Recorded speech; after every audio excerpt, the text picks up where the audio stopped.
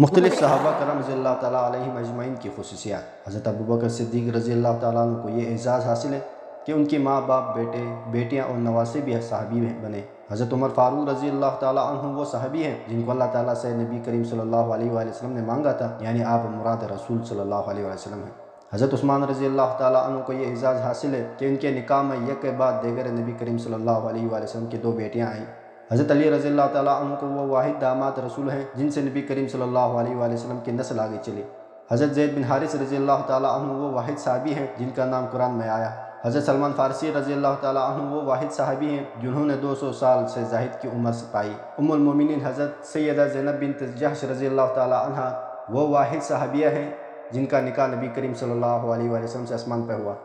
حضرت حنظلہ رضی اللہ تعالیٰ عنہ وہ واحد صحابی ہیں جن کے شہید ہونے کے بعد ملائکہ نے غسل دیا۔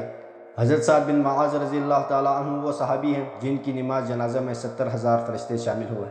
حضرت سلمہ بن اقوع رضی اللہ تعالیٰ عنہ وہ واحد صحابی تھے جو گھوڑے سے بھی زیادہ تیز دوڑ لیتے تھے۔ حضرت حذیفہ رضی اللہ تعالیٰ عنہ کو نبی کریم صلی اللہ علیہ وآلہ وسلم نے قیامت تک آنے والے فتنوں، منافقین اور دوسرے واقعات کی خبر دی تھی، اس لیے یہ رازدار نبی صلی اللہ علیہ وآلہ وسلم کھلاتے تھے۔ حضرت زید بن ثابت رضی اللہ تعالیٰ عنہ نے نبی کریم صلی اللہ علیہ وآلہ وسلم کے حکم سے صرف 15 دنوں میں عبرانی زبان سیکھ لی تھی۔